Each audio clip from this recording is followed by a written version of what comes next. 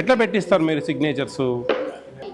ఇది ఈరోజు ఇప్పుడు ఇచ్చింది నా సిగ్నేచర్ ఇది, ఇక్కడ ఇచ్చిన దానికి సిగ్నేచర్ ఇది. ఇక్కడ ఇవ్వకముందే సిగ్నేచర్స్ ఎట్లా పెట్టిస్తారు?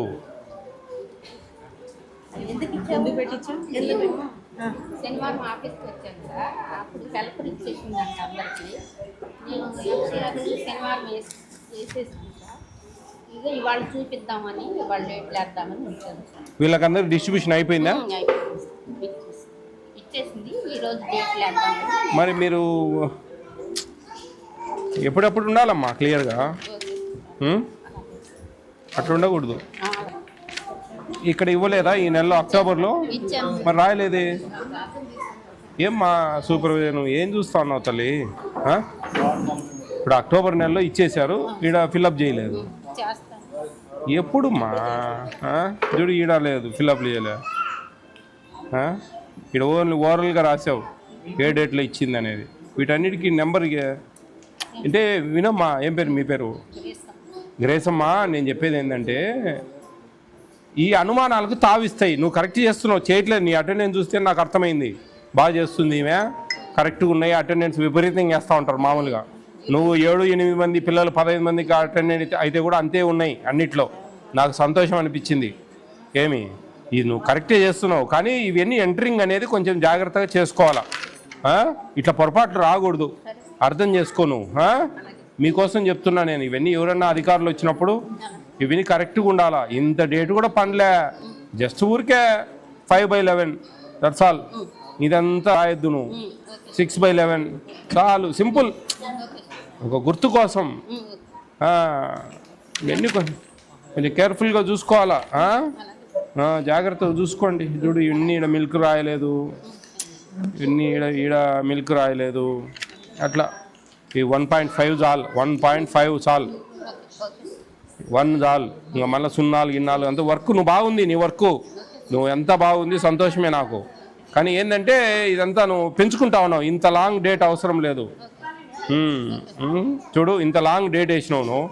22 పెట్టినావు ఈడ. ఏంది ఇది? పుట్టిన తేదీ వాళ్ళది, పిల్లలది. ఇది ఉన్నీలే. ఇట్లా టీచర్ ఇచ్చిన డేట్ ఉంది కదా, ఇంత లాంగ్ అవసరంలే. 15/10 చాలు. చూసుకోమ్మా. చెప్పండి కొంచెం వాళ్ళకి ఈజీ వర్క్ చెప్పండి. అసలే వాళ్ళకి నానా గందరగోళం అన్నీ పెట్టారు మీరు. ఇవి కూడా ఇంత పెద్ద వర్క్ చేయాలంటే ఇంకా దినం అంతా అది చూసుకొని సరిపోతుంది. పిల్లలకి ఏం చదువు చెప్తాం? రేపు ఎందుకు మన దగ్గరికి పిల్లలు రావడం లేదు? ఎందుకు మనకు 3 years వరకు టేక్ హోమ్ రేషన్ తీసుకొని ఎందుకు రావడం లేదు పిల్లలు? మనం సరిగ్గా చదువులు చెప్తే ఎందుకు కాన్వెంట్లకు పంపిస్తూ ఉన్నారు? ఇదే కారణం. వాళ్ళకి చదువులు చెప్పలేని పరిస్థితి, వాళ్ళకి వర్క్ లోడ్ ఉంది, ఎక్కువ వర్క్ పెడతా ఉన్నాం. ఇవన్నీ రాయాలా, గీయాలా, యాపులు గీపులు. వాళ్ళకి 4 అక్షరాలు నేర్పిస్తే వాళ్ళ తల్లిదండ్రులు కూడా 3 ఏళ్ళు నిండినాక పంపిస్తారు మన సెంటర్స్కు. మనం లేనప్పుడు పంపించరు. మనం చదువు చెప్తే కదా వాళ్ళు సాటిస్ఫై అయ్యేది. మన దగ్గర 3 ఏళ్ల వరకు గర్భవతి అయినప్పటి నుంచి ఆ తల్లికి అన్నీ ఇస్తూ ఉన్నాం మనం. 3 ఏళ్ల వరకు టేక్ హోమ్ రేషన్ ఇస్తూ ఉన్నాం. 3 ఏళ్ల తర్వాత మనకు పంపించడంలే. టేక్ హోమ్ రేషన్ ఎంతమంది ఉన్నారమ్మా పిల్లలు?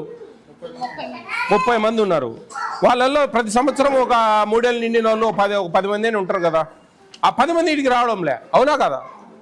ఒక 3-4 వస్తారు. ఎందుకు రావడంలే 10 మంది? మన లోపం, మన కృపాపరాధం అది. వాళ్ళనైనా ఏం లేదు. వాళ్ళు ఎందుకు 20,000-30,000 పెట్టి ప్రైవేట్ స్కూల్స్కి పంపిస్తూ ఉన్నారంటే మనం ఇక్కడ చదువులు చెప్పలేని పరిస్థితి. ఎందుకంటే మీకు చాలా నెత్తిన బరువు పెట్టినారు, అన్నీ నానాక పనులన్నీ పెట్టారు. ఇదంతా రాయాలా, చూపియాలా. అట్లా కొంచెం ఏదైనా మినిమమైజ్ చేసి తగ్గించేదానికి ఈజీ వర్క్ అట్లా చూడండి, బాగుంటుంది. ఇది ప్రెగ్నెంట్ అండ్ లాక్టేటింగ్. ఎంతమంది ఉన్నారమ్మా? వాళ్ళు వీళ్ళు కలిపి 10 మంది, 11. సర్లే, ఒకటి అటో ఇటోలే. కొత్తగా జాయిన్ అయింది. వీళ్ళందరూ సక్రమంగా అన్నీ ఇస్తున్నారా? సేమ్ ఇది కూడా అదే పరిస్థితి. చూడు, సంతకాలు ఉన్నాయి, ఎన్ని ఎంటర్ కాలే. ఈ నెల అంటే సరే, పోయిన నెల కూడా ఎంటర్ కాలే. మీరేం చేస్తూ ఉన్నారు? కాదమ్మా, ఈ గుడ్లు తేదీ ఏడ ఎంటర్ అయింది? ఫస్ట్ ఫేజ్ ఎంటర్ కాలే కదా. సెకండ్ ఫేజ్ అంటే నువ్వు నిన్న చెప్పినావు ఇందాక, నేను నమ్మినా. మరి ఫస్ట్ ఫేజ్ కూడా అట్లే ఉంది పరిస్థితి. పొరపాటు జరగకూడదమ్మా, చూసుకో జాగ్రత్తగా.